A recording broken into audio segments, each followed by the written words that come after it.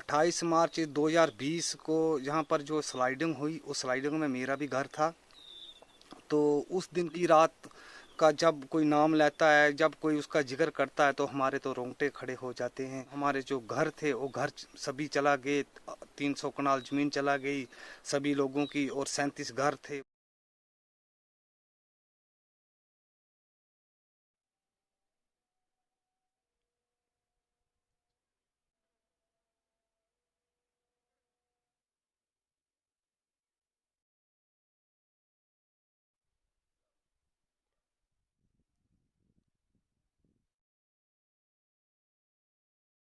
जनाब यूपी में काम किया है तो ये मकान बनाया है।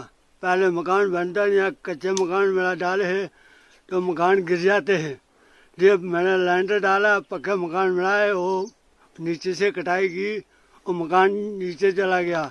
हम क्या करेंगे भाई, काम करने लायक रहे नहीं तो हम मकान बना नहीं सकते। तो हमारी मेहनत भी चला गई, कटाई की वजह से हमारा मकान चला गया। हम क्या करेंगे उन हमारे बारे में भी सोचो ना।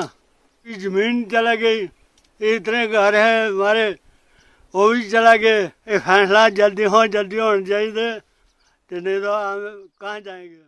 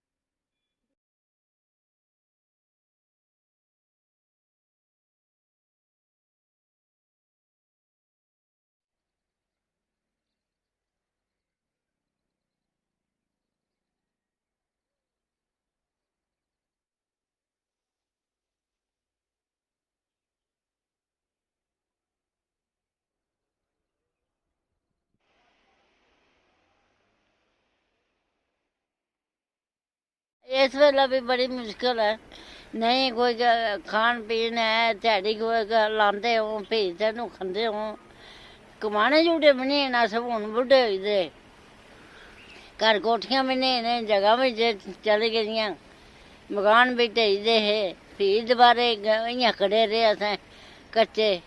क्या करना, अजें भी डर लगता। मकान भी गए, जमीना भी गईयां, बड़ी बुरी हालत है। सरकार करे मतलब है देने का, क्या करना। 3 साल से हम बहुत ही मुश्किल में रह रहे हैं कि जो नहीं हमें रहने का ठिकाना है कोई। हमारे बच्चे और हम बहुत दरबदर हैं। जो शेड हमने दोबारा से डाले थे यहाँ पे, वो भी क्रैक हो चुके हैं, मगर हमारे साथ कोई भी नहीं है जो कि हमें दिखे भी नहीं आज तक। जहाँ अपने बोर्ड लाने की बारी थी, हमारे घर में बहुत आते थे बोर्ड मांगने, तो अब कोई भी नहीं हमें दिख रहा है यहाँ। जो हमारे एमपी थे वो भी 3 साल से आज तक वो भी इधर नहीं आए, नहीं देखा कि किस हाल में वो रह रहे हैं। जब हम गरीबों की मदद ही नहीं की है तो वोट हम किस बार करेंगे उनको। प्रधानमंत्री है, उनसे कहीं गरीबों के बारे भी सोचे और हमारे बारे भी सोचे, क्योंकि हमारे बच्चे हमारे बुजुर्ग बहुत दरबदर हैं। हम उनसे भी यही रिक्वेस्ट करते हैं कि जो हमारा बनता है वो तो हमें दे दे। हम भी यही सोचते हैं कि जो मतलब बन रहा है नेशनल हाईवे, तो ये तो बनना ही चाहिए, क्योंकि इसमें हमारी कोई और दिक्कत नहीं है, मगर जो कि इनकी वजह से हमारा इतना नुकसान हुआ है, और वो तो थोड़ा बहुत हमें भाई जो बन रहा है हमारा वो तो दिया जाए ना। हमारे बुजुर्ग हैं जो मतलब कि इतने बुजुर्ग हैं, उन्होंने कहाँ जाना है और रोते हैं। कई तो चले भी गए हैं, कई को सदमा भी लग गया है। तो बस यही विनती है उनसे कि हमारा मुआवजा दे दें, हमारी मदद करें।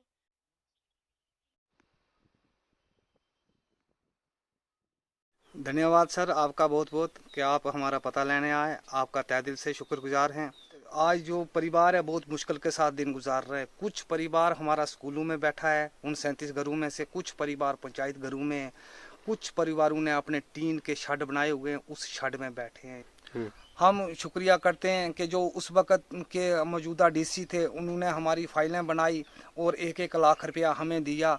लेकिन उस 1 लाख रुपये से कुछ नहीं होने वाला था, ना हमारा 1 लाख रुपये से मकान बनता था, ना हम कहीं और जगह लेके अपने बाल बच्चों को बिठा सकते हैं। ये 2015-16 में नीचे जो गैमन कंपनी आई थी, उन्होंने इस कटाई को करना शुरू किया, अनसाइंटिफिक तरीके के साथ इन्होंने कटाई करना शुरू की। और आज भी DMR काम कर रही है जहाँ पर, आज भी अनसाइंटिफिक तरीके के साथ वहाँ पर कटाई हो रही है। और यहाँ पर कोई इन्होंने उस टाइम कोई प्रोटेक्शन बाल नहीं दी, कोई सुरक्षा नहीं दी, नहीं तो ये ज़मीन नहीं जाती थी। तो इन्होंने हम उस जैसे आज हम धरने प्रदर्शन कहीं कहीं जाते हैं तो हम उस टाइम भी यही गुहार लगाते थे कि सर नीचे से ऐसी कटाई मत करो, सर नीचे से कटाई मत करो। ये आज कटाई करते थे, फिर 6 महीने उसको खुला छोड़ देते थे, 6 महीने तक उसकी बात नहीं लाते। 6 महीने के बीच में जो बारिश आती थी फिर स्लाइडिंग चलती थी, फिर आते थे, फिर मशीना लगाते थे। और ऐसे ये 3-4 साल गैमन कंपनी वाले कटाई करते रहे। और अक्सर वही दिन आ गया जिस दिन का डर था हमें, वही दिन आ गया कि 28 मार्च 2020 को ये काली रात आई और उनकी कटाई करने के कारण ये 400 कनाल ज़मीन और 37 घर जो बिल्कुल ज़मीन दोष हो गए। और कम से कम 200 लोगों को इन्होंने घर से बेघर करके रखा और दर बदर हैं, आज जगह जगह की ठोकरें खा रहे हैं। कुछ परिवार ऐसा है कि जो किराए पे, आज उनको 1-1 लाख 1.5 लाख रुपया लोगों का किराया हो गया है। तो अब वो लोग कहते हैं कि जो मकान मालिक हैं कि भाई आप जाओ, जो आपका सामान है आप इधर ही रखो। तो जाएं कहाँ जाएं। रामबन DC साहब के पास महीने के 4 चक्कर लगाते थे, तो बस आगे से यही आगे जी फाइलें हमने आगे दे दी हैं आपको, बस जल्दी आपका मसला होने वाला, फाइलें दे दी हैं हमने, जल्दी आपका मसला होने वाला है। लेकिन अभी तक हुआ कुछ नहीं।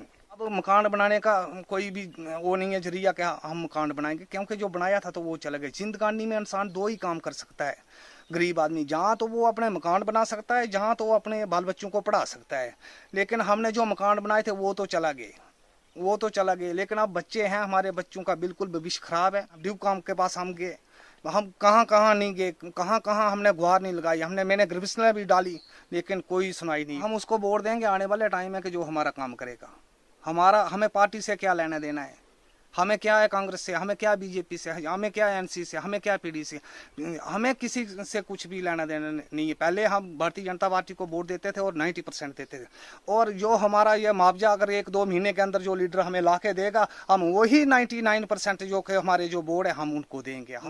मुझे वो काला दिन याद है। और आज जैसे हम रातें गुजारते हैं या जैसे दिन गुजारते हैं, मेरे बाल बच्चे और हम यही जानते हैं। इसलिए कि मैं बार बार जगह जगह जाता हूँ अपनी गुहार लेकर के भाई हमारा ये मसला हल। प्रधानमंत्री जी के आगे यही गुहार लगाता हूँ कि प्रधानमंत्री जी, डिस्ट्रिक्ट रामबन में एक ढलवास पंचायत है, वहाँ की तरफ रोशनी डालें। और वहाँ गरीब लोग हैं, घर से बेघर हो गए हैं और बुरी कंडीशन है। और मैं निवेदन करता हूँ, दोनों हाथ जोड़ के विनती करता हूँ कि हमारी हेल्प करें। हमारा जो मुआवजा बना हुआ है तो जल्द से जल्दी हमारा मुआवजा दें। और मैं उम्मीद करता हूँ कि प्रधानमंत्री जी को अगर ये वीडियो मेरी पहुँचेगी वो अवश्य हेल्प करेंगे और मुझे पूरा भरोसा है। जनाब बहुत परेशानी है, बहुत मकान कर गए थे, ये मेरा 90 साल हो गई, नहीं देखा है। उन्हें साल में बहुत तबाह हो गई, एक निशान नहीं हुआ बंदे का, और उन्हें तो गाड़ी में चाहिए,